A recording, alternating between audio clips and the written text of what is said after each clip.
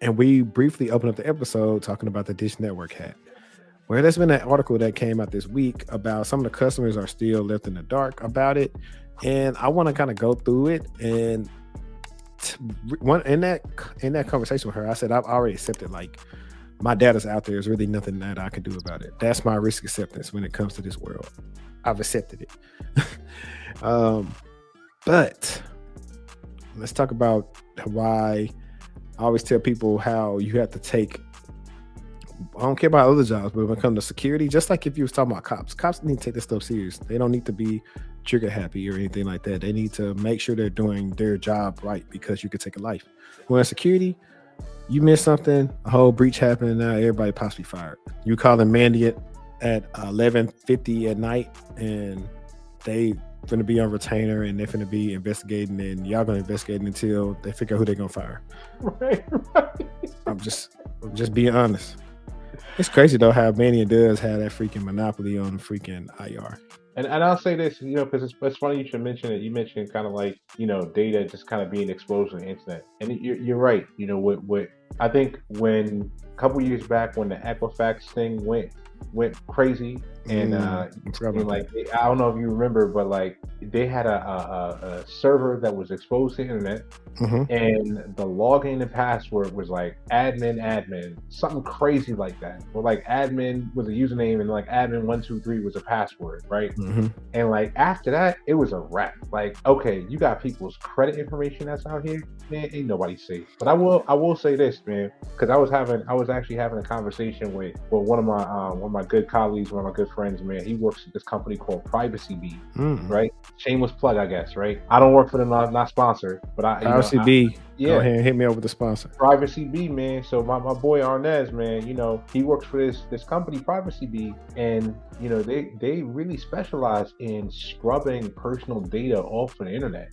So like we don't really have to accept the fact that like, our data's out here, right? But at the same time, you do have options. These people are working directly with companies and data brokers to be able to remove that information from the web. And there's a greater implication here, right? So like if you, I'm gonna say like this: if I'm a hacker, right, and not saying that I am or not, I'm just gonna say if I am a hacker and I was out here trying to do some phishing campaigns, I'm doing recon, I'm not necessarily going and trying to find your corporate email to try to target you there. Like, nah, like that's stupid. You know what I'm saying? I'm gonna triangulate data, so I'm gonna go on LinkedIn and I can get your corporate email easy, because most corporate email accounts is at domain whatever it is, and then whatever the nomenclature is for the email account. So maybe it's like first name dot last name, maybe it's first initial dot last name, maybe it's first name dot last initial. It's got to be something like that. So if I get one person's corporate email, I got your whole company corporate email. Period. I don't need that. That's helpful, but that's not really what I'm after.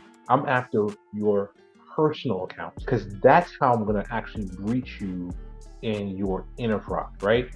I'm going to look for where you at on Facebook. Do you have a Facebook account? Maybe I don't know if you have a Facebook account. Maybe your Facebook account is private. Maybe So I'm gonna go somewhere. I'm gonna try to uncover your personal email account. I'm gonna go to Facebook. I'm gonna say forgot password. That's gonna tell me if you have an account there or not. Right? Anybody can do it. Not saying that you should. In fact, you should definitely not do that. But these are things that are happening, and people need to be aware. So the thing is, it's like if you're really trying to protect your enterprise level identities from, any kind of third party risk or any kind of external threat vectors, then you need as a company to be coming in and do two things. You have to first know your identities internally, and you have to know where they may exist as a risk externally. So essentially knowing your identities literally inside and out. And I want to take a step further. I remember I was working at TSA at the time OPM got breached. Put a hold on everybody getting clearances. Wow. I honestly see some of these things just an inside job, to be honest. SolarWinds crap, they blame it on the intern, which we know was all cap. The intern don't have the ability to be changing people's passwords and stuff like that. Right. Let's be honest. Right. You absolutely right. I mean, so much of this stuff is third party risk, but these organizations don't want to admit it. You know what I mean? Like they're not acknowledging third party risk. They're not even realizing that that's a part of their infrastructure. So kind of capping that off before we even go into this, because this is going to be interesting too. That Privacy Bee piece is going to keep your identity safe from an external threat perspective, so that people can't even do the recon to discover the accounts, because we all know how how sensitive even just having read level access to resources and organizations Hmm. is, right? And the other side of it is, I'm sure you probably heard me talk about this a lot, but you've got products like UAttest that, I mean, their whole thing is the way to actually deploy the product is you can get that thing up and running, not even an afternoon. I'm talking about like an hour or less, and it's up and running, right? So you don't have to worry about all the service integrators. You don't got to worry about all this other nonsense, and you can quickly run a scan against your entire environment, cloud and on-prem, to know where your identities are internal to your organization and start to do audits and have the artifacts to prove that you're in compliance with certain activities. These things are getting easier and easier by the day, but these companies just don't know about these solutions, and it's like, we got to get this information out here because it's I have a vested interest, right? The more these companies are aware of how easy it is to protect their identities, the safer I can sleep at night. Right. And I want to say that every week on here, I'm gonna tell you guys about how I know y'all are doing your job search are wrong. Mortgage companies are paying big bucks for cybersecurity people. Trust me, I was in the runnings to interview for a couple of roles last year. They are paying good money for them. Dish customers kept in the dark as ransomware fallout continues. Dish customers are still looking for answers 2 weeks after the U.S. satellite television giant was hit by a ransomware attack. In a public filing published on February 28th, Dish confirmed that a ransomware was to blame for an ongoing outage and warned that hackers exfiltrated data, which may include customers' personal information from its systems, like you already said. Dish hasn't provided a substantive update since, despite customers continuing to experience issues or know if their personal data is at risk. I also want you to know, guys, this also does include Sling and anything else that the Dish owns. TechCrunch has heard from customers that still have no access to Dish or services through its subsidiaries like Boost Mobile. Others say they have been unable to contact Dish customer service since the incident began 2 weeks ago. We have heard from others who say they have been affected by email and voice phishing attacks. Exploiting the uncertainty around the Dish incident, and TechCrunch has also heard of customers saying their Dish services were disconnected due to ongoing issues at the company, meaning the customers were unable to pay their bill. Hey, listen, all I'm trying to tell you is, Dish, I want a free year of service. Matter of fact, I canceled my Sling, but I'm saying, hey, yeah, I was affected too. I'm gonna see if I can get my Sling back for free. In a statement given to TechCrunch on Wednesday, Dish spokesperson Edward W., I'm not going to say his name, said that customers are having trouble reaching our service desk, accessing their accounts, and making payments. When asked whether Dish was disconnecting customers, W added that customers who had service temporarily suspended for non-payment received additional time until our payment systems were restored. That's cap. Let's see. I want to kind of So scroll I'm through I'm this. I'm gonna jump in real quick for something because this is kind of interesting too. That we not really you don't hear people talking about enough. What we're seeing is the effects of unfettered automation. Let me explain. So people's access to television services are being cut because they can't make a payment. They can't make a payment because the payment systems are down. So it's not like these customers are unable to pay because of some financial constraint on part of the customer themselves. It's literally a system issue that's preventing them from being able to utilize the systems in place that they would normally be able to leverage in order to make the payments that they would already normally be scheduled to be making. The reason why these services are being cut is because there's automation on the back end that literally says if we don't receive payment processed and cleared by this point, then the access to these services gets automatically deprovisioned. This is the problem with automation. I'm not saying automation is evil. Automation is fantastic, right? It's amazing, but it still requires human intervention. If you don't have somebody actually putting hands on it, putting eyeballs on your automation, and being able to intervene in situations like this, you're doing it wrong. The things that I choose to talk about on here now, I bring them up because they affect everybody. I wanted to figure out a way how to make my podcast a little bit more engaging. So sometimes, even though the interviews are cool, it may be far away from some people because they don't identify that. Y'all identify with the fact that some of y'all have Dish Network. Y'all identify with some of you guys have AT&T, that they just suffered a breach from their marketing vendor. which to come to find out, it's still technically AT&T. They just named it as a marketing vendor, but it's an authorized dealer that comes to marketing to you. On that podcast episode from last week, I had somebody come and saying I've already been fished with this information that they're trying to get information and money out of me. So the reason why I'm trying to bring up current events now is because these things affect you. Think about how the potential spam calls you get, like your information is out there. You just got to be a little bit vigilant on it. People are listening in everywhere. I have a person in my spam thing right now who is, I've said it on the podcast before, they actually got me one time only because I wasn't paying attention.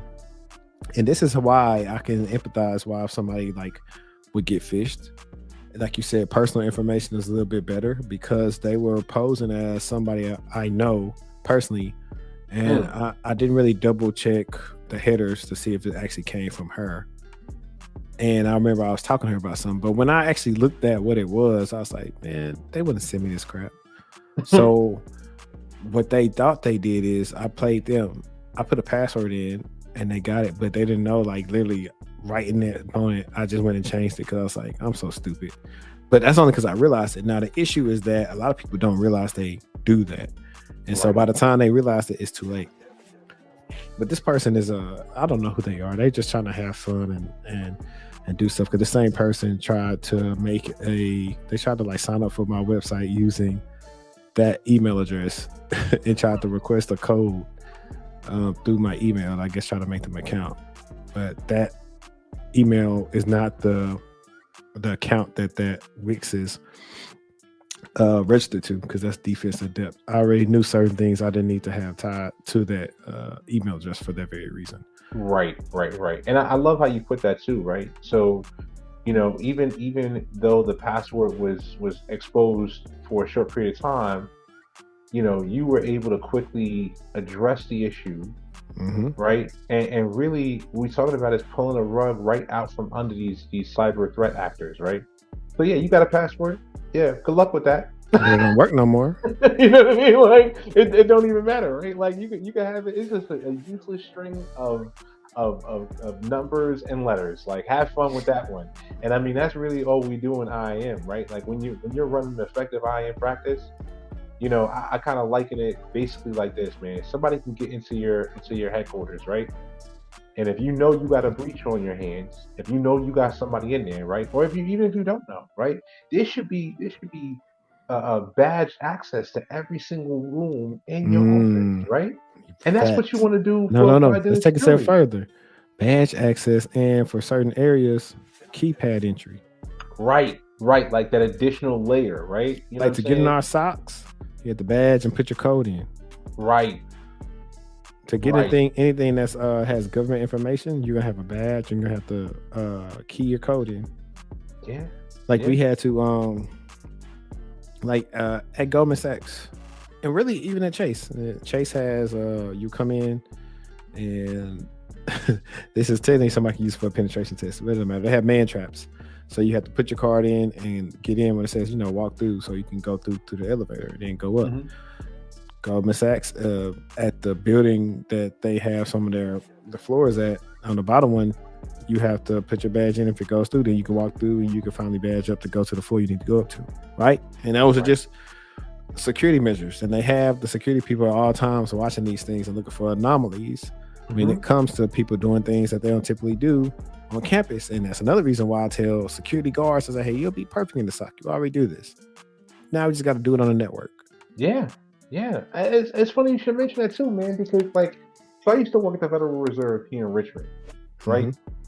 And when you would actually come into the building, as soon as you come into the building, right? Like before you even got to the building, there was a checkpoint before you got to the physical building. So you coming in through the parking lot, you go park your car, right? There's actually a guard that opens the gate for you to even get into the parking lot in the first place. You go park your car. So that's a guard, and it's a mechanism that physically keep people out, deter people, right? After you get into the parking lot, you're going through a security check. It's like a satellite office that actually sits outside of the building before you can even touch the building, before you can walk up into the building, right?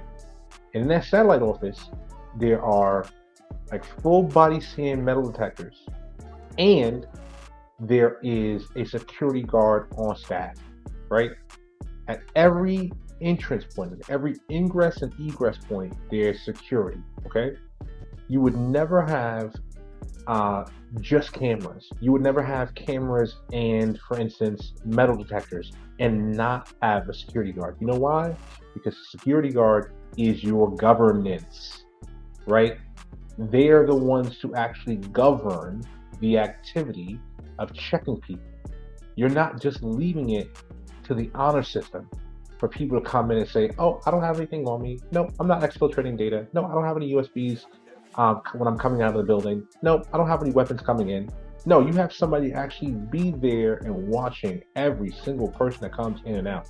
Yes, it does slow the process for how quickly an employee can enter the building every day. But you know what? Everybody's safe.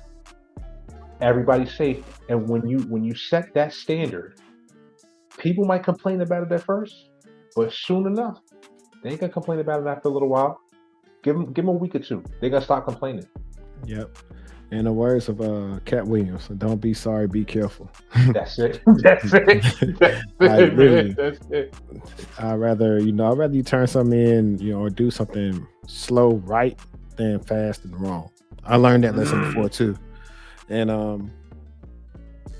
I would just like to ask you, I guess, what would be some things that you would want to leave, like a few things you want to leave the listeners with, if whether it's their career, how to, and I guess another episode does need to be on like how to interview, how to see through red flags at companies. Yes. Besides saying, looking for be part of a family or hit the ground running, there are kind of phrases that you can look for, like, I don't know about this. Yeah.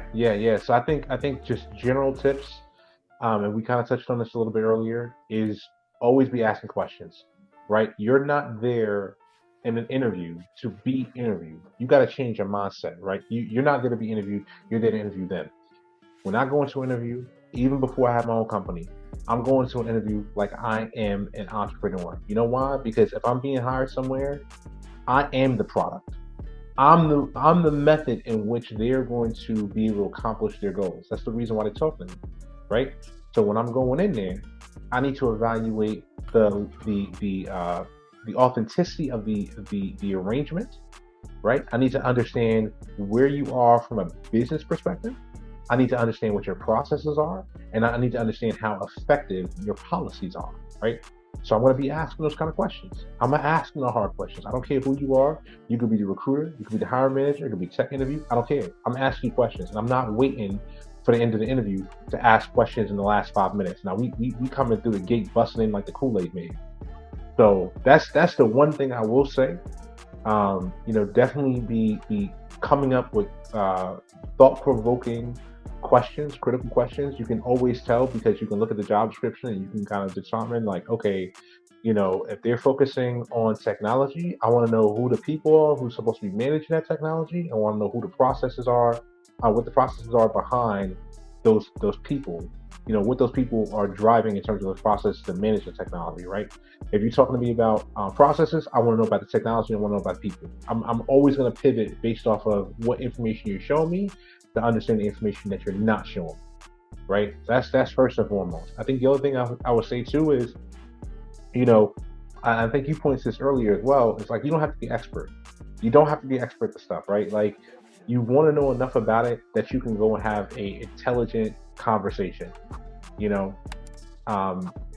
That's really it. There's going to be plenty of stuff that we don't know because the technology is changing on a daily basis. It's impossible to know everything, right? Even with certifications, I didn't mention this before, but certifications are a point in time audit. It's going to measure your knowledge at that exact moment you're taking that test. It's impossible to really hold on to every piece of information that you're going to review leading up to the test and even after you take the test, because unless you have a photographic memory, it's going to be impossible, right?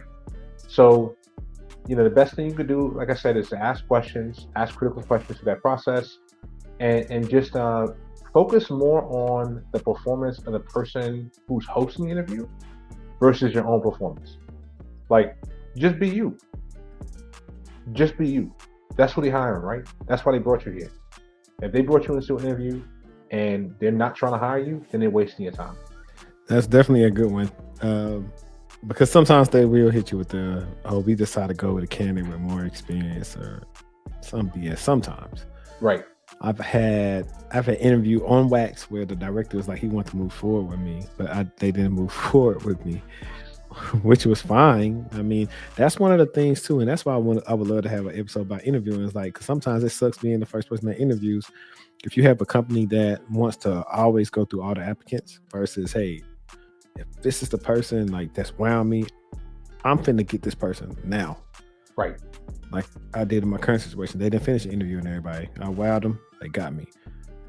So sometimes that's what it is because I like if anybody listens to this, like, man, I don't know how you aren't working with them right now. I say I don't either, but hey, must wasn't meant to be. Right. Must wasn't meant to be. But guys, I appreciate you guys for tuning in to another episode of Textual Talk. If you are listening on Apple Podcasts, Spotify, or Google Podcasts, please leave us a review. And now, if you're listening on Spotify, you can also watch the videos on Spotify. And if you're on YouTube, please put in the comments below what just a takeaway you took away from this video, or what are some things that maybe you want us to cover on the next episode. But I appreciate y'all. Also, check out the links in the description. If you're ready to get in tech sales or IT, check out my course careers link. Use the $50 coupon to get off on your course careers journey. And yeah, like I always say, let's stay textual. And until next time, I'm out.